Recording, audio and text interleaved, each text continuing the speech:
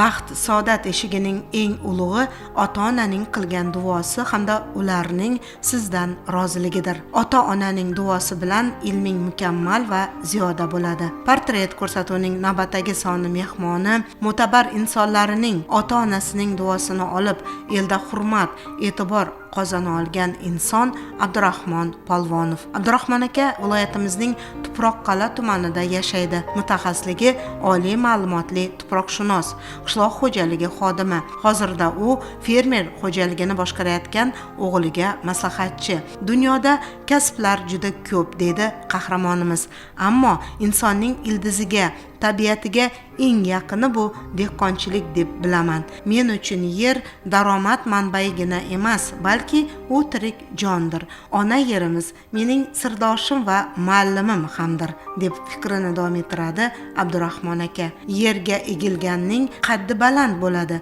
Zaminga nima bersangiz sizga shu qaytadi deydi qahramonimiz. Dala boshida Abdurahmon aka bilan suhbatimizni boshladik.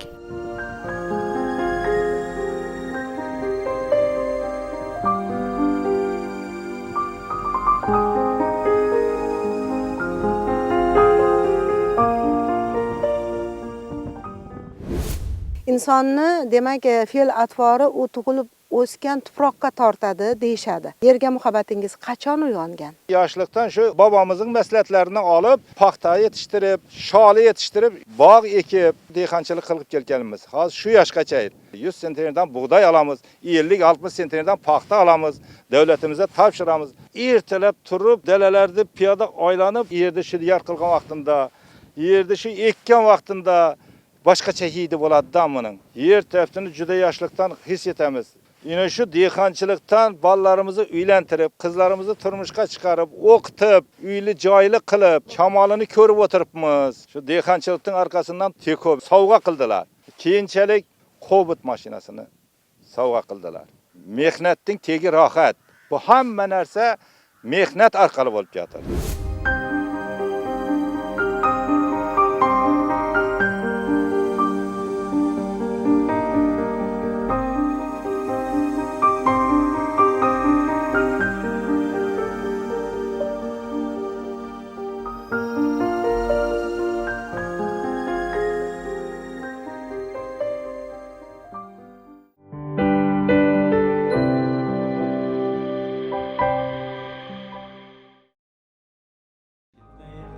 Dunyoda shunday insonlar bor, ya'ni yaxshi insonlar. Agar ular bilan suhbatlashsangiz, ruhingiz sokin bo'ladi.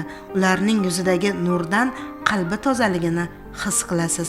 Abdurahmon aka bilan suhbatda bo'lib, ularning samimiy hamda kamtarligini ko'rdik. Qahramonimiz haqiqatan ham har bir kishi yuragini zabt eta olgan haqiqiy ma'naviyatli insondir.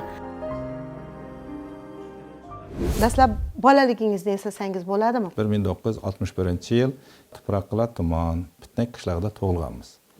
Bolaligimiz sho'xlik bilan, chilgi bilan, shu do'stlar bilan, oila bilan, yoshligimizdan shu mehnatga berilganmiz. 1968-yilda 1-sinfga maktabga borganmiz. Shu davrlarimizni ham eslaymiz. Birinchi o'qituvchimizni eslaymiz. 3-sinfda shunda bir zarbdor brigada bo'lardi. Zarbdor brigada deb shu maktabni bitirganda 3 oy kanikulda ishlardik. 1 so'm pul beradi kunimizga. 2 xalta o'tni o'rib keladi uyga. 6-sinflarda shunda ishlab keldik, ham maktabda o'qidik. 9-sinf, 10-sinflarda pochtalyon bo'lib ishladik.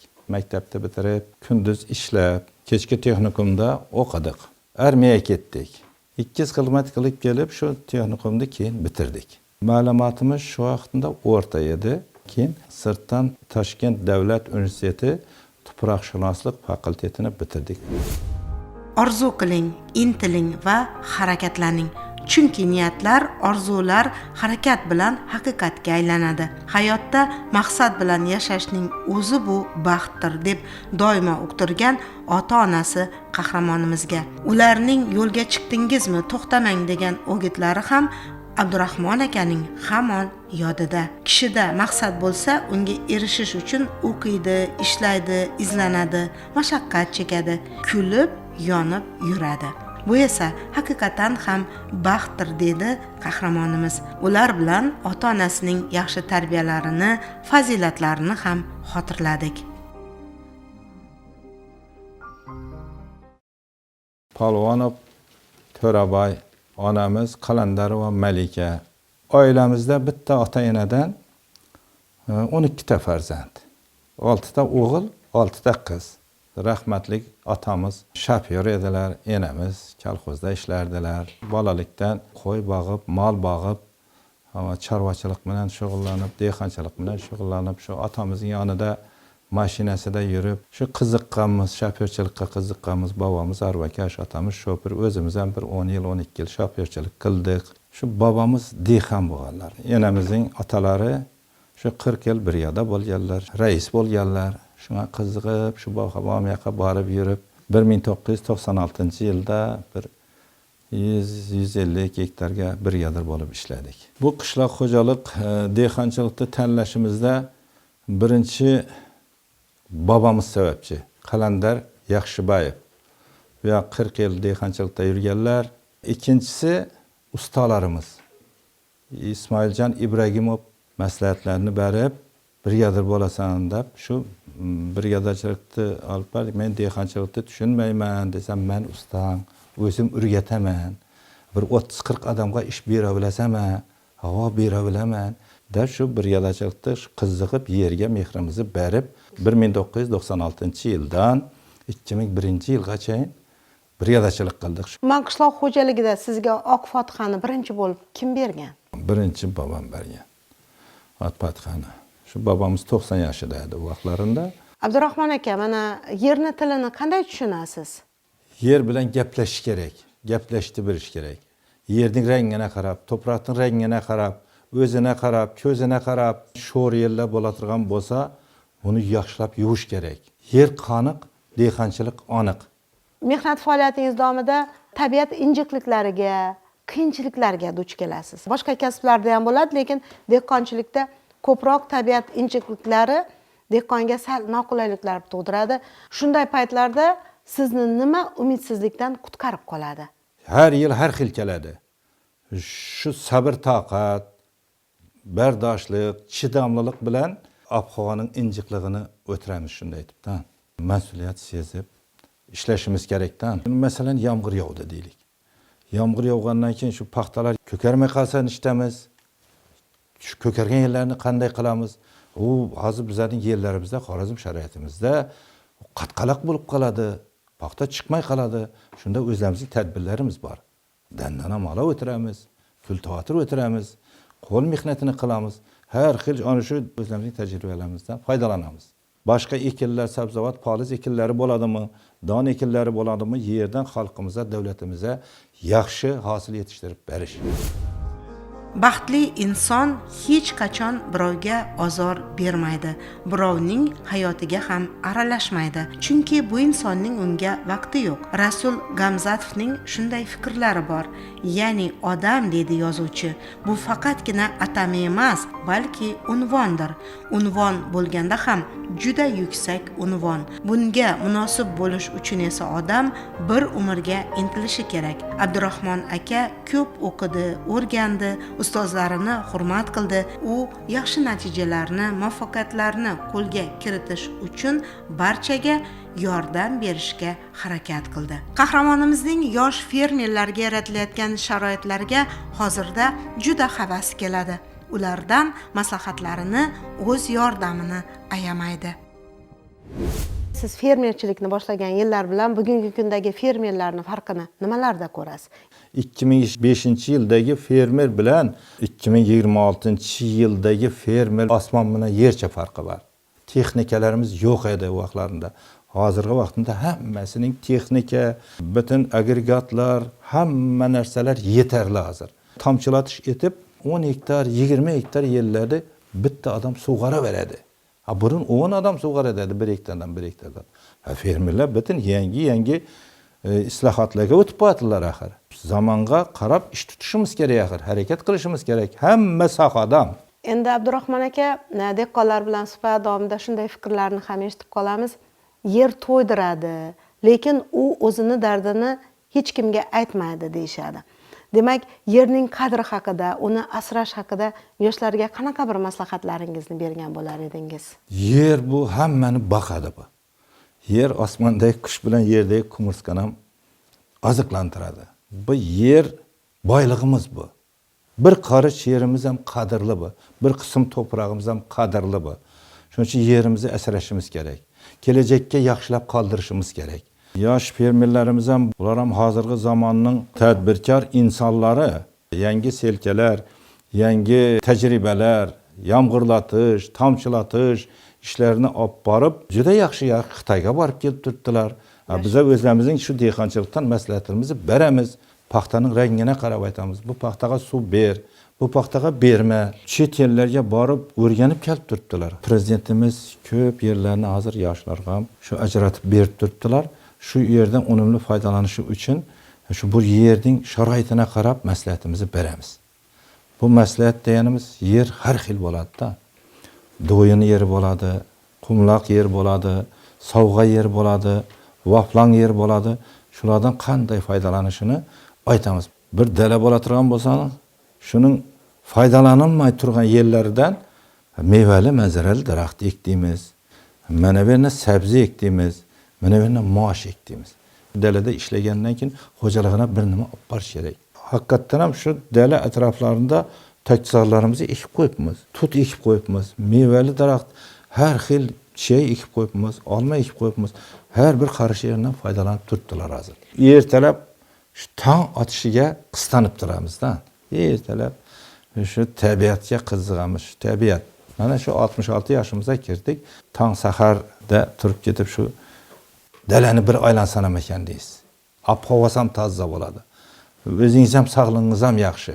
Mevali daraxtlarni ko'proq yaxshi ko'rasizmi yoki manzarali daraxtlarni? İkisini ham yaxshi ko'ramiz. Tabiatning har bir narsasini yaxshi ko'ramiz uning. Qudratimizda 5 hektar Semerenka degan olmadan ekkanmiz. Intensiv bog' qilishimiz uchun mevali daraxtlarni tayyorlab qo'yibmiz. Shu kun ertang ekamiz. Inglizlarning mashhur maqolini o'qigan edim. U maqol shunday: ya'ni bolalaringizni tarbiya qilmang, ular baribir sizga o'xshashadi. Siz o'zingizni tarbiya qiling. Darhaqiqat, siz bilimli, hunarli bo'lsangiz, ular sizdan, ota-onasidan ko'p yaxshi ishlarni o'rganishadi. Rahimova Gulnora shu bir yil o'ynab o'sgandan keyin u yoq maktabni bitirib Andijon tibbiyot institutida o'qidilar. Shu bitirib kelgandan keyin Gulnora bilan 1983-yilda avgust oyida turmush qurdik. 1984-yilda qizimiz bo'ldi. Hozirgi kunda shu 3 ta farzandimiz bor. Bitta qiz, 2 ta o'g'il. Hammasi uyli joyli. Katta qizimizning mutaxassislari o'qituvchi. Hozirgi kunda tadbirkor.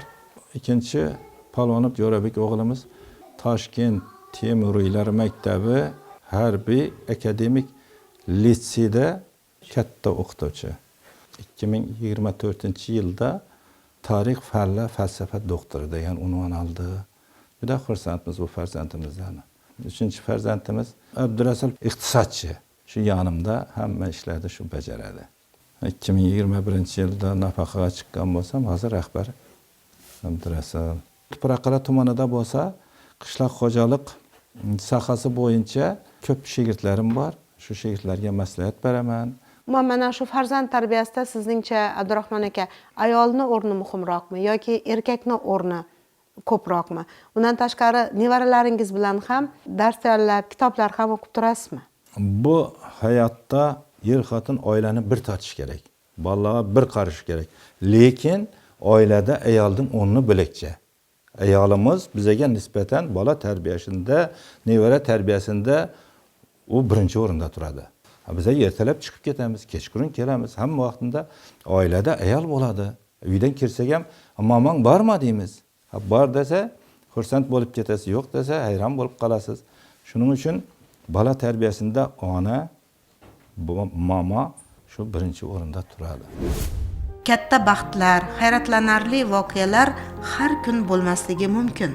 ammo bir tabassum, bir yaxshi so'z, sog' salomat uyg'onish, suv icha olganimiz uchun ham shukr qilish, bularning barchasi mo'jizadir. Faqat ularni biz ko'ra olishimiz kerak. Oila xotirjamligi, jigarlarning yaqinligi, yaxshi do'stlarning ko'pligi, farzand, nevara kabi ne'mat esa albatta yashashga arziydigan mo'jizadir.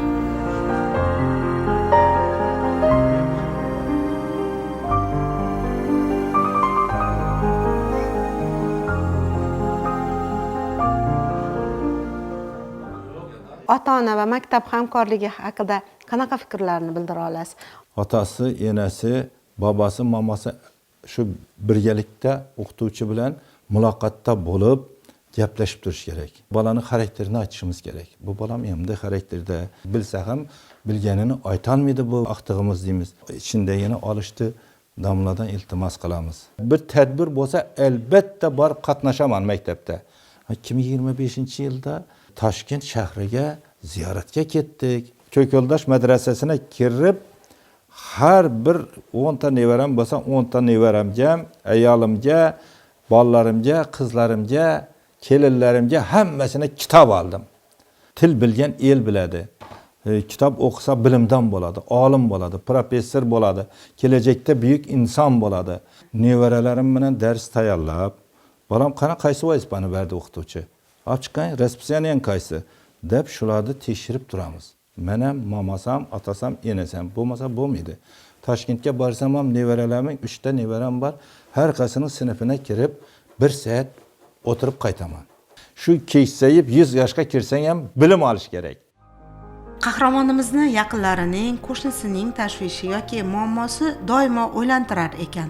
Demak, Abdurahmon akaning tabiati juda toza. Ular doimo ezgulik, yaxshilik qilishga shoshiladigan inson ekanliklarini suhbatimiz davomida yanada ko'proq bildik.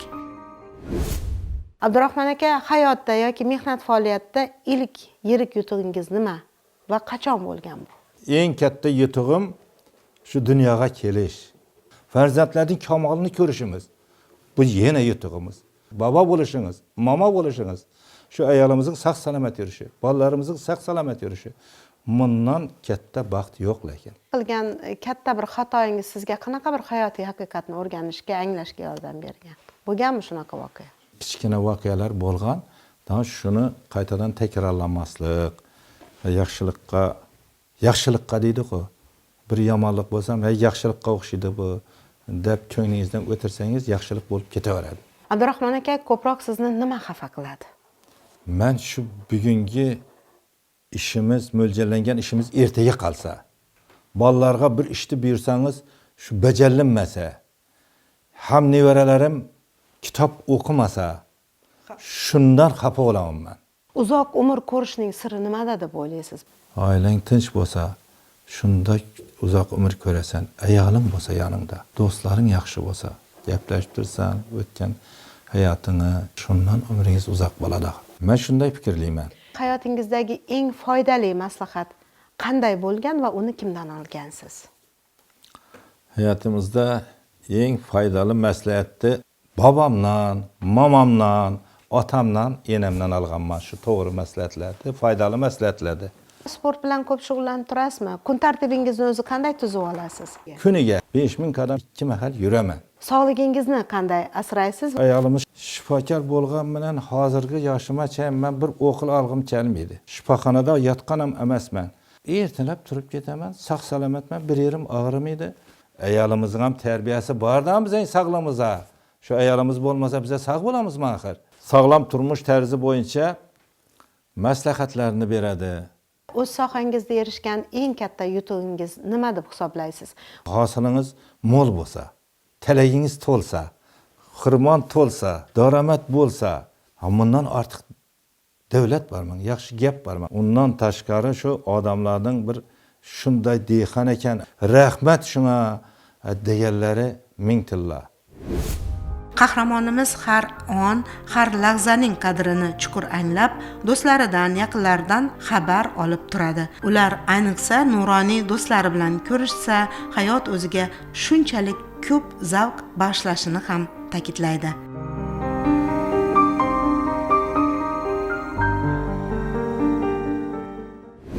Shu nuroniy yoshda bo'lsak ham ishlagimiz keladi. O'tirg'imiz kelmaydi. Shu mahallamizning og'iri, yengili bir yog'inda turib, mahalla fuqarolar yig'ini raislari bilan ishlaymiz birga. Tuproqqal'a tumanining eng bir chekka mahallaridan biri ekan.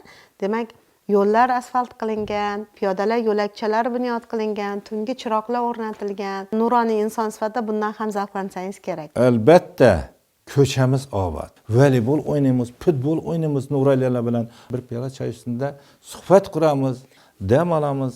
Nuroniy kengashiga a'zoman men. Nuroniyalar uchun sayohatlar tashkil qilinadi. 2022-yildan bir nuroniy 10 yoshga mas'ul tomonidan ishlaymiz. Borib uyma kirib, balam bekor yursam, ishli yursam deb so'rab, o'qishga bo'lsa o'qishga, ishga bo'lsa ishga kirishinde yordam beraman. Abdurahmon aka, do'stlaringiz ko'pmi? Do'st bo'lsa obod uy. Gar bo'lsa urug' hayrana ham. Do'st yo'qsa vayranadir. Bezakli ostona ham. Do'stim ko'p. Respublikaning hamma yerida do'stim bor. Chet ellardan bor. Bu qishloq xo'jaligidan, boshqa sohadan, hamma sohadan birdan do'stlarim ko'p. Insonlardagi ko'proq qaysi fazilatlarni yoqtirasiz, qadrlaysiz? Ko'ngli ochiq bo'lsa, halol bo'lsa, to'g'ri gaplasa, so'zina butun bo'lish kerak. Yolg'on ham gapirib turasizmi o'zingiz? Yolg'on gapni bilmayman, yolg'onchi emasman men. To'g'ri gaplayman. Sizning bilan sayt palonda uchrashaman deymanmi? Shundan 5-10 minut oldin bormasam yuragim yonib turadi men. Noto'g'ri gaplagan bo'laman, aldagan bo'laman axir. Ko'p kitob o'qiysizmi? Asosan qaysi faylasuflarning fikrlarini yaxshi ko'rib o'qiysiz? Shu o'zimizning yoshimizda to'g'ri keladigan nasr va nazmda ko'plab kitoblarni o'qiyman. She'riyatga qiziqaman. Faylasuflarni ham o'qib turasizmi? Imom Buxoriy, shularning kitoblaridan, rivoyatlarda o'qib turaman, eshitib turaman.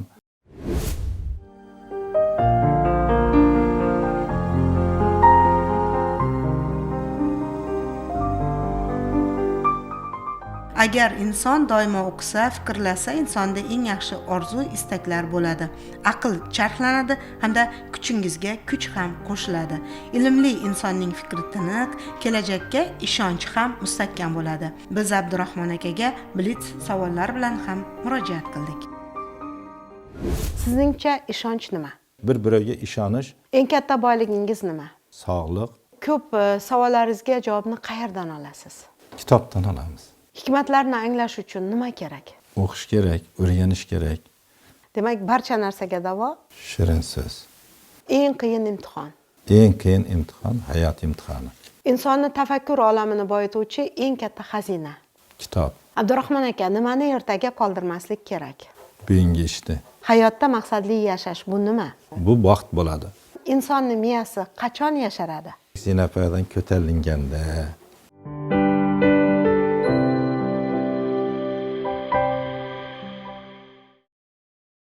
Abdurahmon aka, dam olish kunlarida qanday mashg'ulotlar bilan band bo'lasiz? yakshanba kuni xarajatni o'zim qilaman xo'jalikqa. Umrning har bir oni g'animat. O'tayotgan har bir daqiqa o'z egasidan ma'no, mazmun so'raydi. Eng qimmat boylik bu vaqtdan unumli foydalanishdir. Xayriya ishlariga, muhim ishlarga doimo bosh qo'shasiz. Buni o'zingiz uchun qanchalik muhim deb hisoblaysiz? Bitta oilaning ikkita farzandini boqib, shuda kamolga keltirib, ota-ona bo'lib, yillar bilan tarbiyalab, bitta qizimizni turmushga chiqardim. Ikkinchi qizimiz hozir Toshkentda 2-kursda o'qiyapti. Ezgulik qilsangiz, xayr ihson qilsangiz, xotirjam bo'lasiz. Saxovatli inson deb hisoblayman o'zimni. Shu mehr saxovat ko'rsataman. Har bir shu yurtdoshlarimizga, mahallamizdagi oilalarimizga qo'limdan kelganicha xayrli ishlarni qilaman. Abdurahmon aka, sizningcha baraka nimada?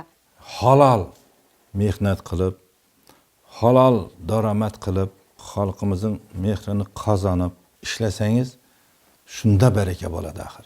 Uyimiz obod bo'lsa, ko'chamiz obod, mahallamiz obod bo'ladi. Obod yerga to'ylar yarashadi, bayramlar yarashadi. Bundan yaxshi zamon bormi? Bunday zamonni ko'rgan emasmiz axir. Yurtimizga ko'z tegmasin. haqiqatdan ham shunday mehnat qildik. Mehnatimizni e'tiborga olib, shuna prezidentimiz, davlatimiz shu birinchi darajali mehnat faxriysi ko'krak nishonini berdilar. Qishloq xo'jalik sohasida shu dehqonchilikda ishlab yurganimizdan keyin 2020-yilda ilg'or fermer ko'krak nishonini berdilar. Shu 2025-yilda ayolimiz bilan ikkimiz ibratli oila deb ko'krak nishonini shu viloyatimizda taqdim qildilar. Juda xursand bo'ldik. Ko'rsatuvimiz davomida Tuproqqal'a tumanidagi 6-son bolalar musiqa va san'at maktabi o'qituvchisi Hasanboy Otajonov qahramonimizning portretini chizdi. Abdurahmon aka rassom yigitga ezgu tilaklarini bildirdi.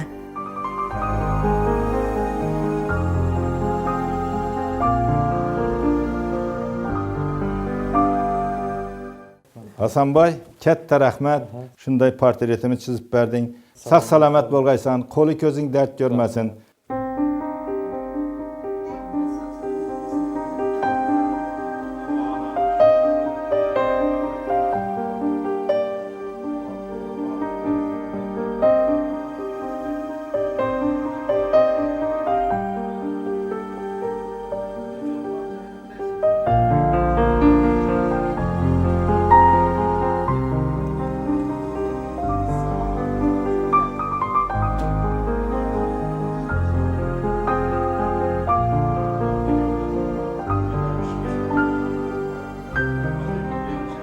Abdurahmon aka umrining har lahzasini mazmun bilan to'ldirib yashamoqda.